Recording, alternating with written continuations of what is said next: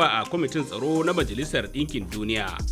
Shalkwatan tsaron Najeriya ta ce an fara bincike kan wasu manyan jami'an gwamnati da ake zargi suna taimakawa 'yan bindiga. Kasashen Afirka sun bujiro da wani shirin neman a yafe musu basussuka da ake bin su yayin da a nasu bangare za su kula da muhallansu. Firaministan Isra'ila Benjamin Netanyahu ya sha alwashin ci gaba da kai farmaki yankin Gaza da Lebanon har sai bukatarsa ta biya, yayin da tarin manyan jami'an diflomasiyya suka fice daga ɗakin taron Majalisar Ɗinkin Duniya lokacin da ya fara jawabi. Ga labaran bi da bi. Ministan harkokin wajen Najeriya Ambassador Yusuf Tuga ya bayyana manyan dalilai da ya kamata a duba domin sanya ƙasar a matsayin mamban kwamitin tsaro na Majalisar Ɗinkin Duniya. Ga kaɗan daga cikin tsokaci da ministan ya yi wa shugaban sashen Hausa na Radio France, Mr. Joseph Penny a birnin New York ta ƙasar Amurka. Abu ne da Najeriya ta kwana biyu tana yunkurin a yi.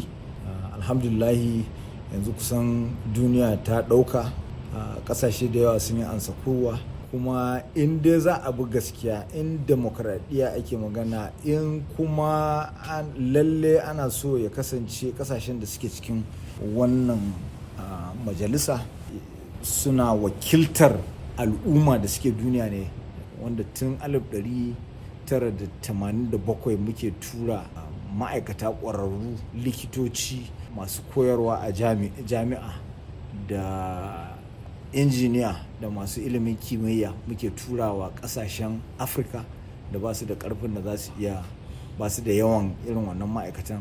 To irin wannan abubuwan ya sa idan aka zo zancen shugabanci ake yadda da Najeriya a bata don an san cewa ba za ta tauye hakkin sauran ƙasashe ba. Ambassador Yusuf Tuba nan gaba kaɗan za a ji cikakkiyar hirar da muka yi da shi. To gwamnatin Najeriya ta dakatar da wasu manyan jami'an hukumar kula da gidajen gyaran hali bisa zargin karɓar cin hanci da ake alakantawa da shahararren mai shigar matan nan Idris Okune, wanda aka fi sani da Bobrisky. Hakan ya biyo bayan wani mai faɗa a ji a kafafen sada zumunta na zamani Martins, wato Very Dark Man Othe, ya wallafa a shafinsa na Instagram wani faifan sauti na Bobrisky yana bayyana abin da ya faru da shi a zaman gidan yari na watanni 6, inda ya zargin cewa EFCC ta karbi naira miliyan 15 domin janye tuhumar da ake masa na halasta kudaden haramun. Sannan babban kontrolan hukumar kula da gidajen gyaran halin ya ajiye shi a wani gida na katseta maimakon kurkuku. Muna Najeriya, inda gwamnatin kasar ta ce almajirai akalla miliyan 30 ne da kuma wasu yara miliyan 20 ke gararan ba a sassan kasar ba tare da an ba su kulawar da ta dace ba. Shugaban hukumar ke kula da lamuran almajirai da sauran yaran da ba sa zuwa makarantu, Dr. Muhammad Idris ne ya bayyana alƙaluman jiya Alhamis a Abuja yayin wani taro da ya gudana a kan shirin inganta tsarin karatu na almajirai. Dr. Nazifi wada Salisu mai gatari na jami'ar tarayya da ke garin Dutse a jihar a Najeriya ya ce bai yi mamaki akan alƙaluman ba. Lalle biri ya yi kama da mutum, musamman a arewacin Najeriya. Yawaitar almajirai da kuma gararan basu a cikin layi da loko na unguwanni zai tabbatar da haka din. Kuma babbar abin da ya kamata gwamnati ta yi rijista. Wani zai yi mamaki ce ya rijista, a tantance yaran nan, saboda kamar mu da muke kusa da bodan Najeriya, za ka samu kashi 6 cikin yara 10 da suke gararan ba a arewacin Najeriya ba 'yan Najeriya ba ne ba. Idan an tantance yaran, gwamnati ta ba da isassun kuɗi da zai zama an samu yarjejeniya tsakanin iyayen yaran da kuma hukuma. Iyayen yaran sai su ai sun kawo su ne karatun addini. To shikenan mallam, ka kawo ɗanka karatun addini, me za ka iya badawa? Ba da kaza. Gwamnati ta bada sauran. Wannan zai sa a tsugunar da yaran ya zama ba sai sun yi bara ba, za su ci abinci a inda suke. Wannan tsari ne fa da an daɗe fa, gwamnatin Najeriya ta daɗe tana kashe kuɗi a kan wannan tsarin, kuma kwalliya ba ta biyan kuɗin sabulu. Dr. Nazifi Wada Salisu mai gatari. Har yanzu ɗaliban jihar Zamfara 88 da ke karatu a ƙasar Cyprus na cikin mawuyacin hali saboda yadda gwamnatin ƙasarsu ta ƙi biyan kuɗaɗe da suka rataya a kansu, abinda ya sa wasu daga cikin su kwana a masallatai saboda hana su zama a cikin makarantun. Faruk Muhammad Yabo ya duba mana wannan lamari ga kuma rahoton da ya haɗa mana. Kuɗin makarantarmu ba a biya akai-akai, wanda har ya sa bashi ya zo ya yi mana yawa, wanda a sanadiyar bashin nan an hana mu registration yanzu shekara ta 5 kenan, amma har yanzu ba mu ƙara karatun da ya kamata mu gama cikin shekara 4 ba. Wani daga cikin ɗaliban jihar Zamfara 88 da ke karatu a ƙasar Cyprus kenan ke bayani akan yadda karatun su ke taɓarɓarewa sakamakon yadda mahukuntan jihar Zamfara ke yi wa matsalolin su rikon sakanniyar kashi. Ɗaliban suka ce daga cikin matsalolin da suke fuskanta akwai rashin wurin kwana sakamakon ƙarewar kuɗin hayar su, yanzu har ta kai su ga kwana a masallatai. Saboda da muka zo mun zauna cikin makaranta sun ba mu wurin zama, amma da bashin mai yawa suka ga ba za su iya ba shekara ta 2 duk sai suka kora mu muka fita daga cikin makaranta, wanda ya ja muka yi tsawon watanni 7 babu wurin kwana. Masallaci ne ake dan mammatsawa ana kwantawa. A kwanan baya dai gwamnatin jihar Zamfara ta aiki da tawaga a ƙarƙashin jagorancin kwamishinan ilimi na jihar Wadatoma da Wake da ya ce akwai matsalar da suka lura da ita a tsarin tafiyar da ayyuka na jami'ar da yaran suke karatu. In fact a wannan lokacin ma akwai kuɗaɗe da muka biya euro 131 wanda duka biya na kuɗi, amma su bangaren kuɗi sashen kuɗi sun sa shi kuɗin amma ba su tura sashen admin ba. A halin da ake ciki dai ɗaliban sun cika shekaru 5 ne a Cyprus ba tare da kammala karatun shekaru 4 ba. Faruk Muhammad Yabo, Sokoto, RFI Hausa. To, shalkwatan tsaron Najeriya ta ce ana ci gaba da gudanar da bincike kan zargin masu ɗaukar nauyin 'yan bindiga a yankin arewa maso yamma. Daraktan yada labarai na rundunar sojin Najeriya Manjo Janar Edward Buba ne ya bayyana hakan a jiya Alhamis yayin wani taron manema labarai a Abuja, inda ya tabbatar da cewa hukumomi da abin ya shafa na gudanar da bincike sosai kan wannan lamari. Hakan na zuwa ne biyo bayan zarge-zarge da ake yi tsakanin karamin ministan tsaro kuma tsohon gwamnan jihar Zamfara Bello Matawali da magajinsa Dauda Lawal Dare kan ɗaukar nauyin 'yan bindiga. Ƙasashe da suka kafa ƙawancen IAS wato Nijar, Mali da Burkina Faso sun kulla wata yarjejeniya tsakaninsu da hukumar kula da sararin samaniyar Rasha a Roscosmos da zumar sama musu tauraron ɗan adam wanda zai rika taimakawa ƙungiyar da bayanan sirri kan harkoki da suka shafi tsaro. Usman Biyanu, masani kan fasahar sadarwa na zamani a jamhuriyar Nijar, ya yi mana tsokaci.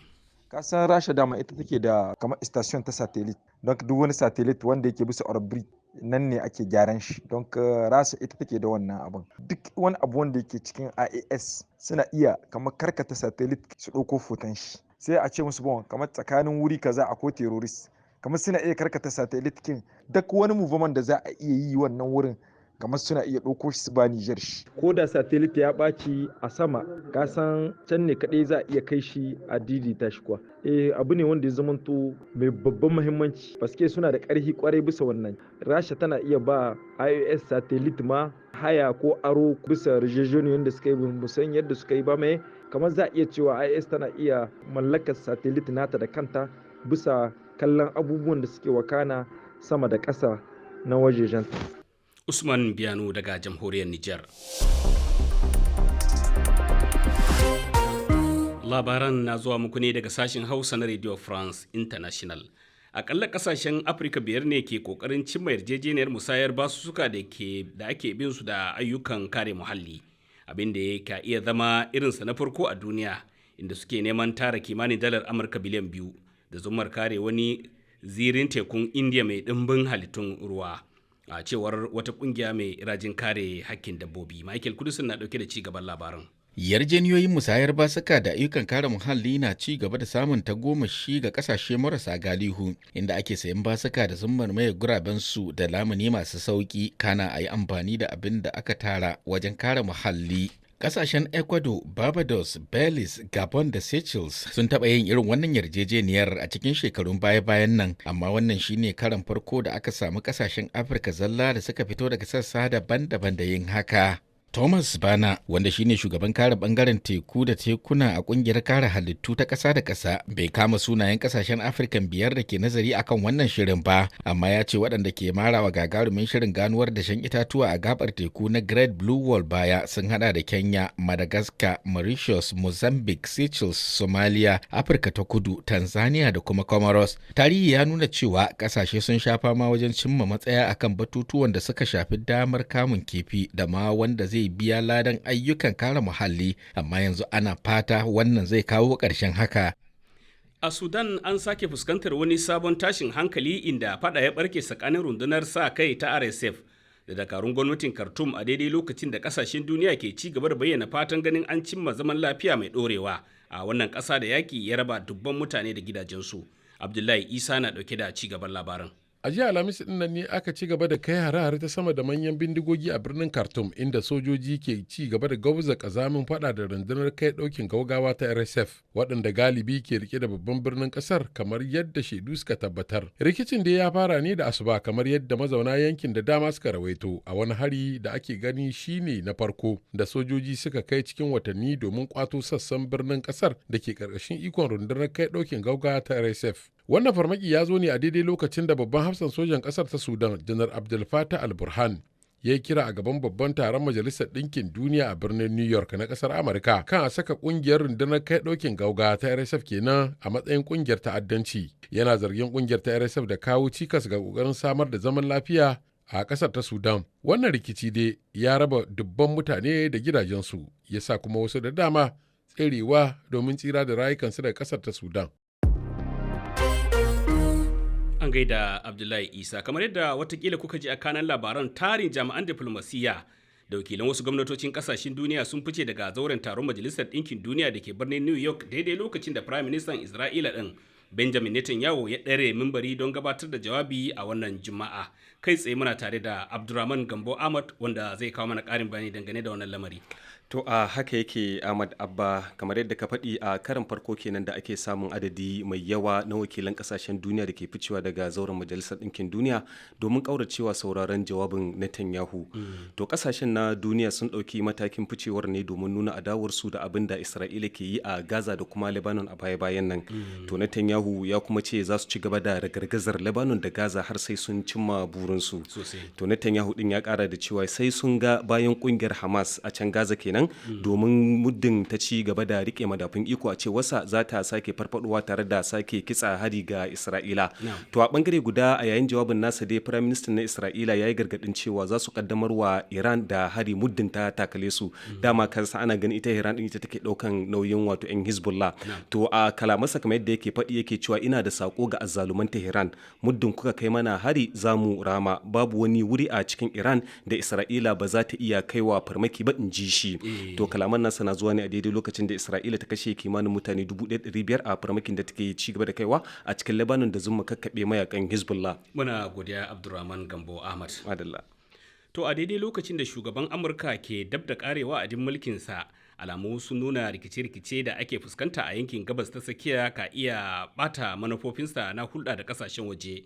Hakan na zuwa ne bayan da Amurka ta kasa samun nasara wajen tabbatar da tsagaita wuta a yankin Gaza da ke gab da cika shekara ɗaya da farawa, yayin da 'yan tawayen Houthi waɗanda Iran ke marawa baya ke ci gaba da kai hare-hare a tekun Red Sea.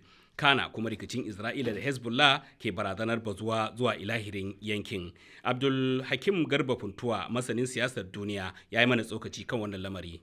Aka diba abin da ke faru a gabas ta tsakiya, za a iya fahimta cewa yaƙi ne da ake yi tsakanin mai da wanda aka zalunta. Abin da ya sa na ce haka, kowa ya yarda da cewa amma ta kai wannan harin ne saboda kuntata musu akai. An yi wajen shekara 20 an hana su fita, an hana su shigowa, an hana a kawo musu abincin, an hana komai sai dai Majalisar Ɗinkin Duniya ta yi masu. To kuma an yarda da cewa Hamas sai ta kai wannan harin, amma ta kai ne saboda wannan dalilin. To kuma ƙasar Yahudu Isra'ila dama neman yadda za a yi a ce wai ta ruguza Hamas, ta ruguza Gaza saboda tana da interest cewa tana son ta ci gaba da anshe duk wasu filayen na Falasɗinawa. Kuma abin da ke ƙara faruwa, maimakon aiki yakin ma ya sauki sai ya ƙara faɗaɗa yake. Yanzu ga Hutu suna kai hari a Isra'ila, ga Hezbollah da Isra'ila suna wannan yakin, ga kuma daga Iraq an zuma suna kai hare-hare. So za a iya fahimta cewa shugaba Biden a gwamnatinsa za a iya cewa gaskiya ya gaza. Kuma gazawarsa shine cewa yanda ya kasa rike shugaba Benjamin Netanyahu saboda yakin da ake so